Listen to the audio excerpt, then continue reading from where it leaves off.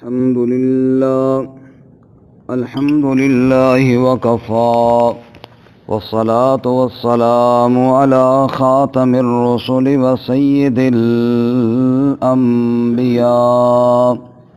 وعلى آله وأصحابه الأتقياء.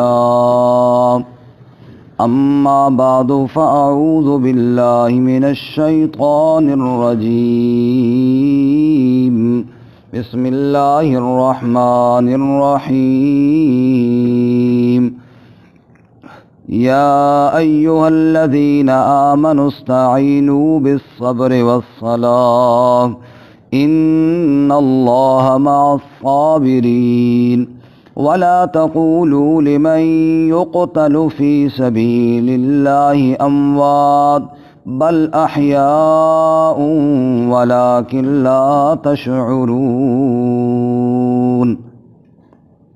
یا ایھا الذین آمنوا، اے ایمان والے لوگو، استعینوا بالصبر والصلاۃ، مدد طلب کرو صبر اور نماز کے ساتھ. ان اللہ مع الصابرین، بے شک اللہ تعالیٰ صبر کرنے والوں کے ساتھ ہے. ولا تقولوا لمن يقتل في سبيل الله اموات، اور نہ کہو ان کے لیے جو قتل کیے جائیں اللہ کی راہ میں مردہ، بل احیاء ولکن لا تشعرون، بلکہ زندہ ہیں وہ اور لیکن تمہیں شعور نہیں ہے. سبحان ربک رب العزت عما یصفون وسلام علی المرسلین والحمد للہ رب العالمین. اللہم صل علی محمد وعلی آل محمد کما صلیت علی ابراہیم وعلی آل ابراہیم انک حمید مجید.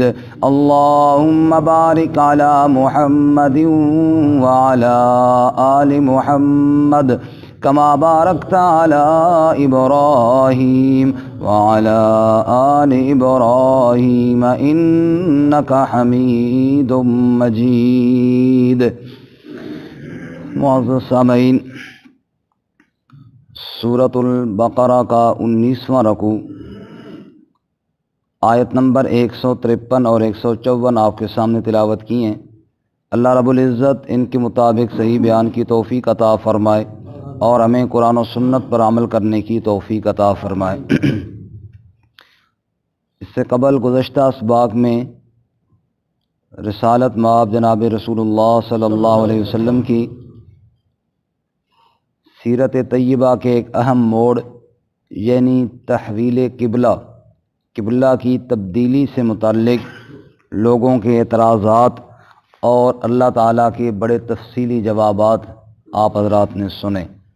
اس موقع پر منافقین نے، اس موقع پر مشرکین نے، اس موقع پر اہل کتاب نے طرح طرح کے اعتراضات کیے اور تھبتیاں کسی اور باتیں کی، لیکن اللہ تعالیٰ نے ان کے جواب بھی دیے اور آج کے سبق میں اہل ایمان کو صبر کی تلقین بھی کی. کیونکہ دنیا کی اذیتیں اور دنیا کی تکلیفیں اور دنیا والوں کی طرف سے تانے اور باتیں، ان کا زیادہ ٹائم نہیں ہوتا، یہ چند دنوں کے لیے ہوتی ہیں اور آخرت کی راحتیں ہمیشہ ہمیشہ کے لیے ہوتی ہیں. خود رسول اللہ صلی اللہ علیہ وسلم کے اصحاب، بالخصوص مکی دور جو تھا، وہ جو سابقون الاولون تھے، ان پر جو تکالیف اور مصیبتیں آئیں ان کی مثال نہیں ملتی. ایسے ایسے ظلم کیے گئے، انسانیت شرما جایا کرتی تھی، لیکن اللہ کے رسول صلی اللہ علیہ وسلم صبر کی تلقین کیا کرتے تھے.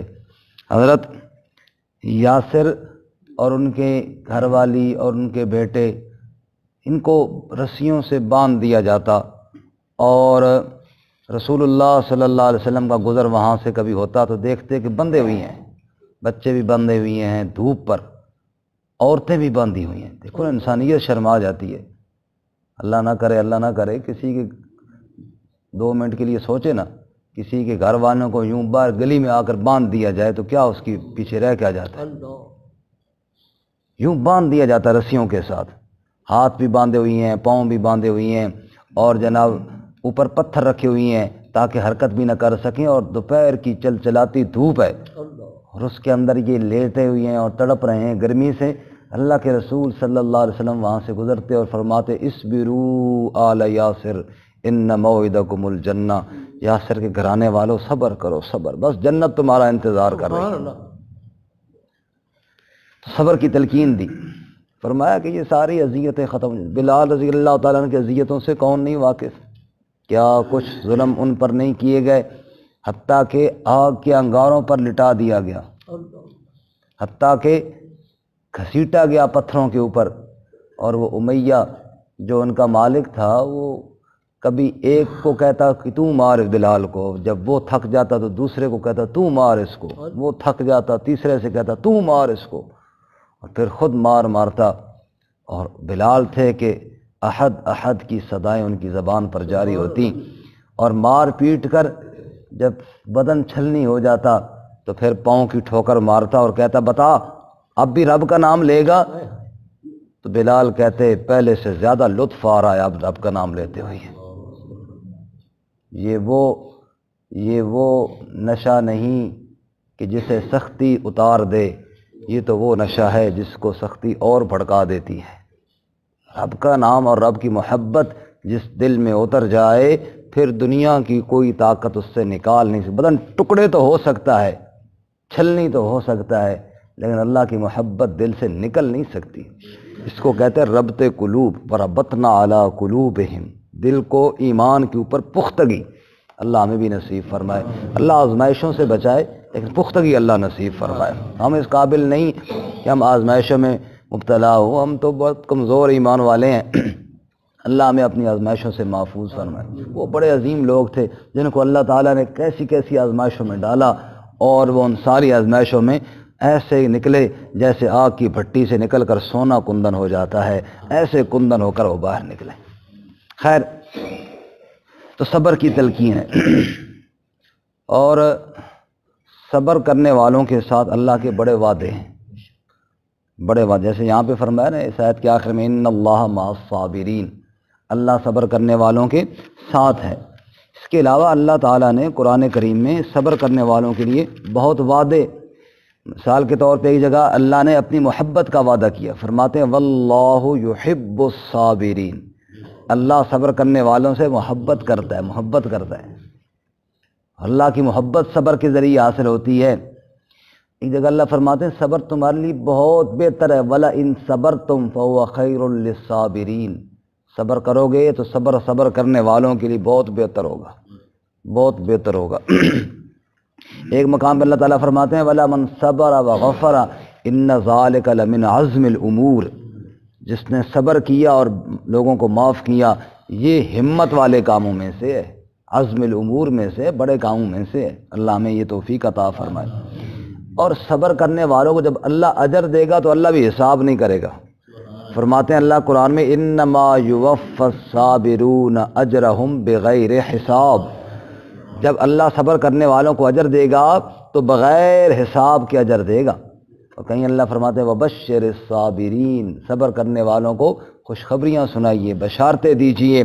اور کہیں اللہ تعالیٰ فرماتے ہیں بلا ان تصبروا وتتقوا وَيَأْتُوكُم مِّن فَوْرِهِمْ هَٰذَا يُمْدِدْكُمْ رَبُّكُمْ بِخَمْسَةِ آلَافٍ، اللہ فرماتے ہیں اے میرے نبی کے صحابہ، جہاد میں ڈٹ جانا، صبر کا دامن نہ چھوڑنا، پھر میں مدد کے لیے فرشتے نازل کر دوں گا۔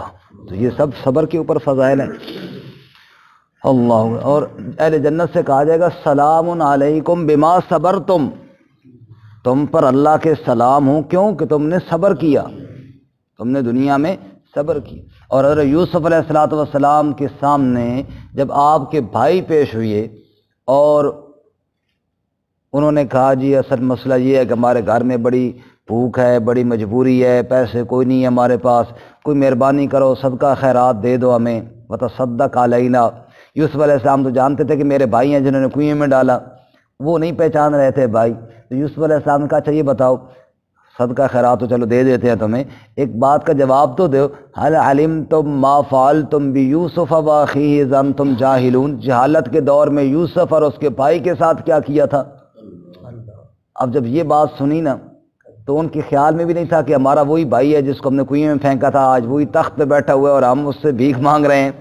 تو بڑے حیران ہوئی اور ہکا بکا رہ کر کہنے لگے قالوا اِنَّكَ لَأَنْتَ یوسف، کہ آپ یوسف تو نہیں؟ قال انا یوسف وہذا اخی، ہاں میں یوسف ہی ہوں جس کو تو نے کنویں میں ڈالا تھا، اور یہ بنیامین میرا بھائی ہے۔ قد من اللہ علینا، یہ تو اللہ کا کرم ہوا ہم پر۔ اچھا وہ تم تخت پر کیسے بیٹھ گئے؟ ہم نے تو کنویں میں پھینکا تھا۔ جواب انہ من یتقی ویصبر، انہ من یتقی ویصبر فإن اللہ لا یضیع اجر المحسنین، جو اللہ سے ڈرتا رہے اور صبر کا دامن نہ چھوڑے اللہ اس کو یوں ہی عزتیں دیتے ہیں۔ اس لیے اللہ فرماتے ہیں یا ایھا الذین آمنوا استعینوا بالصبر والصلاۃ، او ایمان والو صبر کرو صبر کرو صبر کرو، اگر اللہ کی مدد چاہیے تو صبر کا دامن نہ چھوڑو۔ اللہ کے ہاں دیر ہے اندھیر نہیں، مدد اللہ کی آنے والی ہے۔ تھوڑا آزمائش تو اللہ اپنے بندوں کو دیتا ہے نا۔ بلال سے کہا کرتے تھے نا، وہ بلال احد احد کے نعرے بڑے لگاتا ہے، وہ احد تجھے چھڑاتا کیوں نہیں ہے؟ اس کو کہے نا تجھے چھڑائے، اگر وہ اتنی قوتوں والا ہے تجھے چھڑائے۔ تو بلال آگے سے جواب میں کہتے ہو تم گھڑا لیتے ہو مٹی کا تو 6 دفعہ چیک کرتے ہو، تو اللہ تعالیٰ نے تو میرے بہت کچھ دینا ہے، تھوڑا اللہ کو چیک کرنے دو کہ بلال کتنا پکا ہے، پھر دیکھو اللہ کی مدد کیسے آتی ہے۔ میری مایوسی نہیں ہوئی، مایوسی رب کے دربار سے نہیں ہوئی، ایسی امید اور ایسا یقین اللہ کی دربار پہ کہ بے شک اللہ کی طرف سے فیصلہ ضرور آئے گا۔ اور پھر آیا اللہ کی طرف سے فیصلہ۔ وہی امیہ بدر کے میدان میں، ادھر بلال ہیں اور ادھر امیہ ہے، اب مقابلے میں آ گئے۔ وہ جو بلال پہ ظلم کیا کرتا تھا، اور بلال کی پیٹھ مدینہ والے انصار دیکھ کر پوچھتے تھے بلال تیرے ساتھ کیا کیا ہوا ہے، اپنے قصے سنا، اور بلال کہتے کیا کچھ نہیں ہوا میرے ساتھ، کون سا ظلم ہے جو میرے ساتھ نہیں ہوا، لیکن بس اب اللہ تعالیٰ نے نجات دی ان ظالموں سے، اور جناب یہاں پہ آ گئے ہیں اور اللہ کا شکر ہے اور بڑے اچھے وقت گزر رہے ہیں۔ لیکن بدر کے میدان میں وہ آیا امیہ بھی، اور بلال نے جب اس کو دیکھا تو چیخ کر کہا یا معاشر المسلمین ھذا امیہ یعذبنی، اے مسلمانوں کی جماعت یہ ہے وہ امیہ جو مجھے سزائیں دیا کرتا تھا۔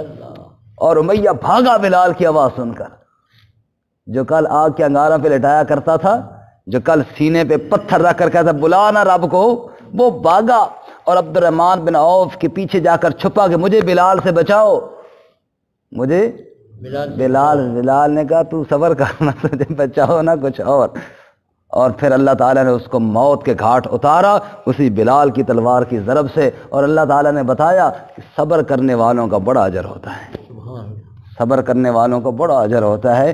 بس تھوڑا صبر کرو، صبر کا دامن نہ چھوڑو، اللہ کی قدرت بہت بڑی ہے، اللہ تعالیٰ کی رحمت بہت بڑی ہے۔ کوئی سوچ سکتا تھا جنہوں نے کل کنویں میں پھینکا وہ یوسف کے آگے ہاتھ پھیلا رہے ہوں گے؟ بھلا کوئی سوچ سکتا تھا جنہوں نے نبی صلی اللہ علیہ وسلم کو مکہ سے نکالا وہ کل آپ سے پناہ مانگ رہے ہوں گے؟ کوئی سوچ سکتا تھا کہ جس شخص کو پاس بیت اللہ کی چابی تھی، اللہ کے نبی نے ایک دفعہ کہا کہ تالا کھولو تاکہ میں اندر جا کر نماز پڑھ لوں، اور اس نے کہا تھا ہر ایک کے لیے کھولا جا سکتا ہے، محمد تیرے لیے نہیں کھولا جا سکتا۔ نعوذ باللہ، آپ کی آنکھوں میں آنسو آئے اور آنکھیں بھر آئیں کہ میں اللہ کا رسول ہوں، میرے لیے نہیں کھولا جا سکتا۔ آپ نے فرمایا اچھا پھر ایک وقت ایسا بھی آئے گا کہ یہ چابی اللہ میرے ہاتھ میں دے گا، پھر جس کو میں چاہوں گا اس کو چابی ملے گی۔ اس نے آگے ہنس کر کہا کہ وہ وقت بھی آیا تو دیکھا جائے گا، لیکن وقت نے بہت جلدی پلٹا کھایا، اور وہ فتح مکہ کے دن چابی اللہ کے نبی کے ہاتھ میں تھی۔ آپ نے کہا بلاؤ اس عثمان کو، اس کا نام بھی عثمان تھا، بلاؤ اس کو اور اس کو کہو لے آئے چابی۔ وہ جو کل تالا نہیں کھول رہا تھا آج کانپتے ہوئے ہاتھوں کے ساتھ آیا، نبی پاک کے آگے چابی پیش کی، آپ نے چابی کو پکڑا، اس کی طرف دیکھا، پھر آپ مسکرائے اور فرمایا وہ دن یاد ہے جس دن میں نے تیری منت کی تھی کہ 2 رکعت نماز مجھے پڑھنے دے؟ اس نے کہا جی بالکل یاد ہے۔ اور میں نے کیا کہا تھا وہ بات بھی یاد ہے؟ جی بالکل وہ بھی یاد ہے، آپ نے فرمایا تھا ایک وقت آئے گا یہ چابی میرا اللہ میرے ہاتھ میں دے گا، آپ نے مسکراتے ہوئے فرمایا دیکھا آج وہ وقت آ گیا ہے، آج وہ وقت آ گیا ہے، یہ چابی میرے اللہ نے میرے ہاتھ میں دے دی ہے، اب میں اگر چاہوں تو تجھے اس کے قریب بھی نہ پھٹکنے دوں، لیکن میں تمہارے جیسا نہیں ہوں۔ آپ نے بیت اللہ میں سے صفائی کی، بتوں کو باہر نکالا، نماز ادا کی، پھر اسی عثمان کو بلایا اور کہا جا یہ چابی تو ہی لے لے اور یہ چابی تیرے پاس ہی رہے گی۔ آج بھی بیت اللہ کی چابی اسی شیبی خاندان کے پاس چلی آ رہی ہے۔ اللہ تعالیٰ کے نبی صلی اللہ علیہ وسلم کے ساتھ رب نے کیا ہوا وعدہ پورا کیا، ان الذی فرض علیک القرآن لرادک الی معاد، فرمایا میرے محبوب صلی اللہ علیہ وسلم جس نے آپ کو قرآن جیسی عظیم دولت دی ہے وہ اللہ آپ کو دوبارہ مکہ میں فاتح بنا کر کے بھی لائے گا۔ اللہ نے لایا اور اللہ تعالیٰ نے دکھایا کہ صبر کرنے والوں کے ساتھ اللہ کی بڑی مدد ہوتی ہے، صبر کرنے والوں کے ساتھ اللہ کی۔ یا ایھا الذین آمنوا استعینوا بالصبر والصلاۃ، اے ایمان والو صبر کا دامن نہ چھوڑنا، اے ایمان والو صبر، اور اگر بہت جی میں دکھ آئے تو والصلاۃ، اللہ کے سامنے آ کے دکھڑے بیان کر لینا، رب کے سامنے آ کے، ساتھ ہی آگے نماز بتائی نا، پھر نماز کیا ہے؟ رب سے باتیں ہیں نا۔ اگر بہت جی میں دکھ آئے تو پھر کہیں اور جا کے قصے سنانے کی ضرورت نہیں، کسی اور کے سامنے اپنے دکھڑے بیان کرنے کی ضرورت نہیں، والصلاۃ، میرے سامنے آ جانا اور دکھڑے سارے مجھے سنا دینا۔ سبحان، کہیں یوسف علیہ السلام کا قصہ تو بڑا مشہور ہے اور قرآن نے بھی اس کو احسن القصص کہا ہے، بہت اچھا قصہ ہے، قصوں میں خوبصورت قصہ اور عبرتوں اور نصیحتوں والا قصہ۔ اب اس میں کیا ہے؟ وہ یعقوب علیہ السلام کا دکھ ہے، ان کا ایک غم ہے جو ان کے لخت جگر کو ان سے جدا کر دیا گیا، اور کوئی ایک دو دنوں کے لیے نہیں، ساری گویا کہ جوانی غائب رہا، جوان بیٹا وہ جو غائب ہوا اس وقت پلٹ کے آیا جب بابا جی حضرت یعقوب علیہ السلام چارپائی پہ تھے، بینائی بھی چلی گئی تھی۔ یہ اتنا لمبا عرصہ بیچ میں گزر گیا، یعقوب علیہ السلام روتے رہے اور اتنے روئے، قرآن بیان کرتا ہے کہ وَبْيَضَّتْ عَيْنَاهُ مِنَ الْحُزْنِ فَهُوَ كَظِيمٌ، رو رو کر آنکھوں سے بینائی چلی گئی، آنکھیں سفید ہو گئیں۔ لیکن ایک بار ایک بوڑھا آیا، بعض روایات میں تفسیر میں لکھا ہے، اس نے یعقوب علیہ السلام کا پتہ کیا کہ کہاں ہیں، بتایا کہ وہ کونے میں گھر میں چارپائی پہ آرام فرمائیں۔ وہ وہاں گیا، دعا سلام ہوئی اور اس نے حضرت یعقوب علیہ السلام سے یہ بات کی کہ میں چونکہ بہت پریشان اور دکھی ہوں، غم زدہ ہوں، بڑے حالات میرے خراب ہیں، مجھے آپ کے بارے میں پتہ چلا ہے کہ آپ بھی بڑے غم زدہ ہیں، بہت دکھی ہیں، تو میں اس لیے آیا ہوں کہ بوڑھا آدمی جب پریشان ہوتا ہے نا اس کے پاس بیٹھتا ہی کوئی نہیں ہے بات چیت کے لیے۔ ایک تو میری نوجوانوں سے یہ گزارش ہے، بوڑھے ماں باپ کے پاس ضرور بیٹھا کریں، اگر ان کی باتیں آپ کو نہیں پسند تب بھی بیٹھا کریں، ان کی باتیں نہیں پسند تب بھی بیٹھ کر سنا کریں، اس طرح ان کا جو دل کا بوجھ ہوتا ہے نا وہ ہلکا ہو جاتا ہے۔ تو بوڑھے آدمی ہیں، میں بھی، اور آپ کے بارے میں پتہ چلا کہ آپ کی بینائی بھی نہیں ہے، تو آپ کے پاس اس لیے آیا ہوں کہ میں بھی دکھ اٹھا کے آیا ہوں، بڑا پریشان ہوں، آیا اس لیے ہوں کہ وہاں تو چلو گھر میں میری بھی خاص گپ شپ کوئی نہیں سنتا، تو آپ کو آ کر کس سے سناؤں اپنے کہ میرے اوپر کیا ظلم ہوئی ہیں، لیکن یعقوب پہلے تم سناؤ نا، تیرا کیا قصہ ہے، تیرا کیا دکھ اور تیرا کیا غم ہے۔ قربان جائیے پیغمبر کے صبر پر، فرمانے لگے دکھ تو بہت ہیں لیکن میں رب کے علاوہ کسی کو نہیں سنایا کرتا، انما اشکو بثی وحزنی الی اللہ، تمہیں نہیں سنا سکتا، میری عادت نہیں ہے کہ رب کے دیے ہوئے درد کسی اور کے سامنے بیان کروں۔ لطف سجن دم بدم، قہر سجن گہ گاہ، این سجن بھی واہ واہ، اون سجن بھی واہ واہ، فرمایا کہ اس کی رحمتیں تو ہر روز ہوتی ہیں، دکھ کبھی کبھی دیتا ہے۔ اللہ اکبر، بزرگ کو گردے کا درد ہوتا نا اور درد شدید ہوتا، گرمیوں کا موسم ہوتا تو کمرے میں ریت کے اوپر تڑپتے اس درد کی وجہ سے، اور تڑپ تڑپ کر یہ کہتے لطف سجن دم بدم، قہر سجن گہ گہ، این سجن بھی واہ واہ، سجن بھی واہ واہ، اس کی رحمتیں تو ہر روز ہوتی ہیں، اس کے دکھ کبھی کبھی ہوتے ہیں، تکلیفیں کبھی کبھی بھیجتا ہے، وہ مجھے سکھی رکھے تو بھی الحمدللہ، وہ دکھی رکھے تو بھی الحمدللہ، سجن بھی واہ واہ، سجن بھی واہ واہ، ہر حالت میں اس کا شکر ہی شکر ہے، الحمدللہ الحمدللہ، زبان پہ رب کا شکوہ نہیں آئے گا۔ یا ایھا الذین آمنوا استعینوا بالصبر والصلاۃ، اے ایمان والو صبر کرتے رہنا، اور دکھ زیادہ ہو جائیں تو اپنے دکھ میرے سامنے بیان کرتے رہنا، تمہارا رب سننے والا ہے، تمہارا رب صبر کو دور، تمہارے صبر کی وجہ سے تمہارے دکھ کو دور کرنے پہ قدرت رکھنے والا ہے۔ اللہ اکبر۔ رحمت کائنات امام الانبیاء حضرت محمد الرسول اللہ سب کا صلی اللہ علیہ وآلہ وسلم تشریف لے کر جا رہے ہیں، ایک عورت کو دیکھا قبر کے اوپر بیٹھی، چیخ رہی ہے اور چلا رہی ہے اور پتہ نہیں کیا سے کیا۔ آپ نے فرمایا اللہ کی بندی کیا ہوا؟ کہا میرا بیٹا فوت ہو گیا۔ فرمایا صبر کر صبر کر۔ اس نے آگے سے کہا میرا فوت ہوا ہے نا، تمہارا فوت ہوتا تو میں آپ سے پوچھتی۔ آپ چپ کر کے چلے گئے۔ لوگوں نے اس کو کہا اللہ کی بندی یہ کیا جواب تو نے دے دیا؟ پتہ ہے کون کس کو جواب دیا تو نے؟ اللہ کے رسول صلی اللہ علیہ وسلم کو جواب دیا، اور اس کے جواب پہ اللہ ناراض ہو گئے نا، دنیا بھی برباد ہو جائے گی، آخرت بھی برباد۔ لوگوں نے اسے ڈرایا دھمکایا، اسے پھر احساس ہوا کہ میں نے واقعی غلط جواب دیا ہے۔ نبی پاک کے پاس چلی گئی اور معافی بھی مانگی اور کہا میں اب صبر کرتی ہوں۔ آپ نے فرمایا میں نے تو معاف کر دیا، لیکن بعد میں تو سارے ہی صبر کر جاتے ہیں، بعد میں تو سارے ہی صبر کر جاتے ہیں۔ صبر یہ ہوتا ہے کہ بس دکھ آئے تو کہ اللہ کی طرف سے آئے، وَلَئِن صَبَرْتُمْ لَهُوَ خَيْرٌ لِّلصَّابِرِينَ یا ایھا الذین آمنوا استعینوا بالصبر والصلاۃ، اے ایمان والو صبر کا دامن نہ چھوڑنا اور نماز نہ چھوڑنا، کیونکہ نماز میں تم میرے ساتھ گفتگو کرتے ہو، نماز میں تم میرے ساتھ ہم کلام ہو جاتے ہو۔ الصلاۃ معراج المومنین، نماز مومنوں کی معراج، اللہ سے ہم کلام ہوتے ہو۔ اس لیے فرمایا، علماء نے فرمایا صبر کی 3 اقسام ہے۔ نمبر 1 صبر کا معنی ہوتا ہے نا رکنا، صبر علی الطاعات، اطاعت پر رکنا، اللہ کی جو اطاعت ہے نا، بس نماز کا ٹائم ہے تو صبر کر کے رک جانا، بھائی نماز پڑھنی ہے۔ اس کے علاوہ جتنے بھی اطاعت ہیں، اللہ کے جتنے احکامات ہیں، ان پر اپنے آپ کو پابند بنانا، یہ کیا ہے؟ صبر کی ایک قسم ہے، اپنے آپ کو روک لیا اللہ کی اطاعت پر۔ نمبر 2 صبر عن المعاصی، گناہوں سے اپنے آپ کو روکنا، گناہوں سے اپنے آپ کو روکنا کہ جناب کوئی گناہ کوئی غلطی جو اللہ تعالیٰ کی نافرمانی ہے اس کی طرف نہ جاؤں، اپنے آپ کو روک لوں۔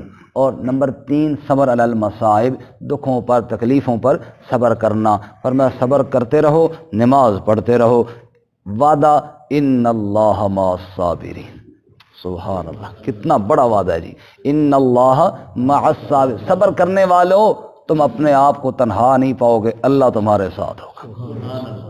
اور اس سے بڑی اور کیا بات ہے جی، جس کے ساتھ اللہ ہو جائے، ان اللہ مع الصابرین، اللہ صبر کرنے والوں کے ساتھ ہوگا۔ اب اس صبر کی راہ میں بعض دنیا سے چلے بھی گئے، صبر کرتے رہے، دکھ سہتے گئے، حضرت سمیہ کے ٹکڑے کر دیے گئے، اللہ چیر دیا گیا ان کو، ٹکڑے کر دی گئی، کہنا تو آسان ہے نا، لیکن چیر دیا گیا ان کو۔ اور یہ اللہ کی نیک بندی خاتون ہو کر بھی اتنے جذبہ ایمانی کے ساتھ جان دے دی اللہ کے نام پر، لیکن ایمان سے نہ پیچھے ہٹی، ایمان سے پیچھے نہ ہٹی۔ اس لیے اللہ تعالیٰ نے، اچھا منافقین اب پتہ کیا کہتے ہیں؟ اے جی دیکھو جی ان کو تو نفع نقصان کا پتہ ہی کوئی نہیں، جان ہی دے دیتے اور یہ دنیا کے عیش و عشرت سب چھوڑ دیتے ہیں۔ اللہ فرماتا تمہیں کیا معلوم ہے یہ جان دے کر کہاں پہنچ گئے ہیں؟ تم تو یہی دیکھتے ہو نا ظاہری دنیا کی آنکھوں سے، تمہارے سامنے تو یہی ہے، دنیا کی لذتیں ہیں نا، تمہیں معلوم نہیں ہیں جو لذتیں میں ان کو دوں گا نا، جو میرے نام پر کٹ کے آئیں گے، تم سوچ بھی نہیں سکتے ہو۔ جو زندگی انہوں نے قربان کر دی ہے، اس کے بدلے میں جو زندگی جس کو حیات طیبہ فَلَنُحْيِيَنَّهُ حَيَاتًا طَيِّبَةً، ان کو جو میں حیات طیبہ دینے والا ہوں نا، وہ تمہارے وام و گمان میں بھی نہیں ہے۔ تم نے تو یہی کنویں کے مینڈک کی طرح چھوٹی سی باتیں دیکھی، سمندر کا مینڈک کنویں میں آ گرا تو کنویں والے مینڈک کے ساتھ دعا سلام ہوئی، اس نے کہا یار ادھر کدھر پھنس گیا ہوں، باہر بہت پانی تھا، اس نے ایک دائرہ سا مارا، اس نے کہا اتنا سا پانی تھا باہر؟ اس نے کہا نہیں ہو، بہت زیادہ تھا۔ اس نے کہا اتنا ہوگا؟ اس نے کہا وہ بہت زیادہ۔ اس نے کنویں کے کناروں پہ کہا کہ اس سے زیادہ تو ہو نہیں سکتا، کیونکہ اس نے دیکھا ہوا یہی تھا، اس سے زیادہ کنویں کے مینڈک کے دماغ میں پانی کا کوئی تصور ہی نہیں تھا۔ رب کہتا ہے تم نے صرف دنیا ہی دیکھی ہے نا، تمہارے دماغ میں یہی دنیا کے عیاشیوں کا تصور ہے، تم نے ایمان کی آنکھ لگائی نہیں ہے، تمہیں آخرت کی نعمتوں کا تصور ہو جائے۔ وَلَا تَقُولُوا لِمَن يُقْتَلُ فِي سَبِيلِ اللَّهِ أَمْوَاتٌ، مت کہو جو راہ خدا میں مر جائیں، انہیں مردہ ہی مت کہو، فرمایا مت کہو انہیں کہ وہ مر گئے ہیں۔ تم تو کہتے مرتے تو وہ ہیں جو جناب دنیا میں ایسے منہمک ہوئی اور پھر مر گئے، جو میری راہ میں کٹتے ہیں وہ مرتے کہاں ہیں؟ یا اللہ پھر کیا ہے؟ فرمایا بل احیاء ولکن لا تشعرون، وہ زندہ ہیں۔ یا اللہ کیسے زندہ ہیں؟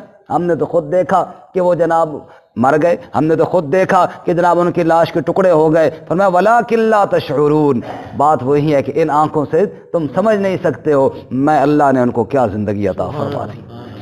سورہ یاسین میں ہے نا، سورہ یاسین میں ایک شہید کا تذکرہ اللہ فرماتے ہیں قرآن کے دل میں، اور کیا فرماتے ہیں کہ وہ شہید، ذرا سورہ یاسین نکال لیں تاکہ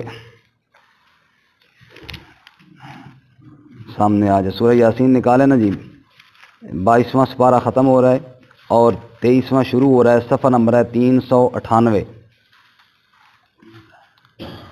398 آیت نمبر 20 پہ دیکھیں جی، 398 کے آخر میں دیکھیں، آیت نمبر 20 دیکھیں، صفحہ نمبر 398۔ اللہ کے نبی گئے، انہوں نے دعوت دی، لوگوں نے انکار کیا، لوگ نہیں مان رہے تھے۔ ایک شخص آیا نبیوں کی تائید کرتے کہ سبحان اللہ، فرمایا وجاء من اقصى المدینۃ رجل یسعی، آ گیا شہر کے کنارے سے ایک آدمی جو دوڑتا ہوا آیا۔ اللہ نے نا اس کے آنے کے انداز کو بھی بیان کیا، یسعی دوڑتا، تیزی کے ساتھ آیا، اور مفسرین فرماتے ہیں کہ اس کا نام تھا حبیب، اور لکڑی کا کام کیا کرتا تھا جیسے ہمارے بھائی اجمل صاحب کرتے ہیں، اور انہوں نے مجھ سے پوچھا کہ میں دکان کا نام کیا رکھوں، تو میں نے ان کو کہا حبیب نجار رکھیں سمجھے، کیونکہ یہ نسبت بڑی خوبصورت ہے۔ میں نے کہا، فرمایا وجاء من اقصى المدینۃ رجل یسعی، آ گیا شہر کے کنارے سے وہ بندہ، بڑی تیزی کے ساتھ آیا، دوڑتا ہوا آیا، بڑے جذبے کے ساتھ آیا۔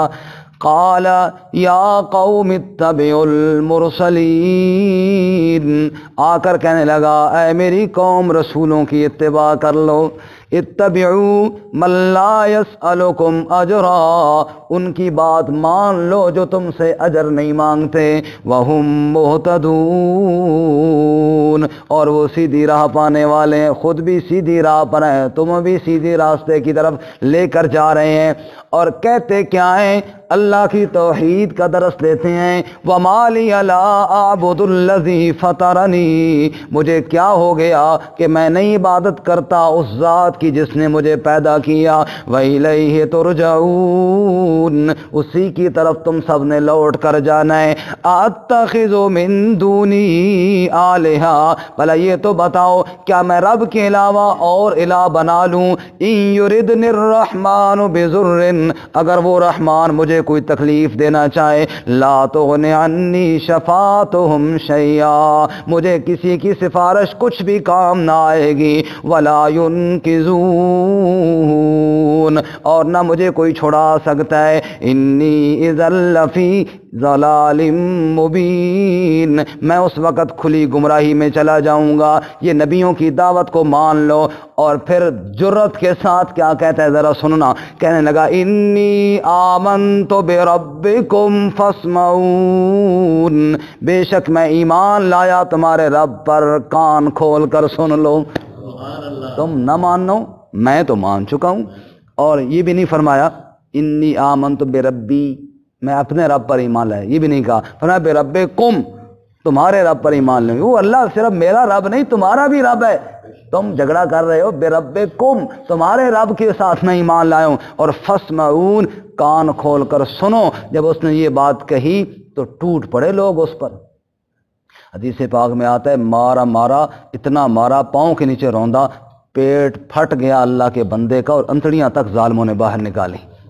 لیکن قیل ادخل الجنہ، سبحان اللہ، قیل ادخل الجنہ، ادھر وہ مار مار کر ظلم کر رہے ہیں، اس کی انتڑیوں کو باہر نکال رہے ہیں، اور ادھر اللہ جنت کے دروازے کھول کر اپنے بندے سے کہہ رہے ہیں قیل ادخل الجنہ، جا جنت کے اندر داخل ہو جا.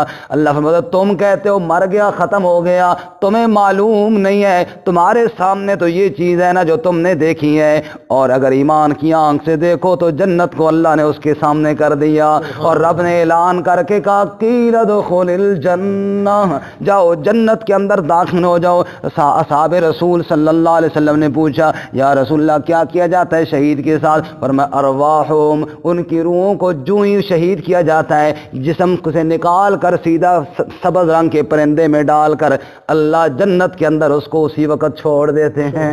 اور فرمایا کہ ان کے لیے کنادیل اور گھونسلے ہیں جیسے پرندوں کے گھونسلے ہوتے ہیں، وہ اللہ کے عرش کے نیچے لٹک رہے ہوتے ہیں. اللہ کریم فرماتے ہیں جاؤ جنت کی نعمتیں، جاؤ جنت کی نعمتیں کھاتے رہو، اور جب تھک جاؤ تو میرے عرش کے نیچے گھونسلے کے اندر آ کر آرام کر لیا کرو. قیل ادخل الجنہ، تم کہتے ہو مر گئے، اللہ فرماتا ہے قیل ادخل الجنہ، ہم نے تو ان کے لیے جنت کی راہیں آسان کر دی، ہم نے تو ان کے لیے جنت کے دروازے کھول دیے. اب وہ جنت کے اندر پہنچ گیا، قال یا لیت قومی یعلمون.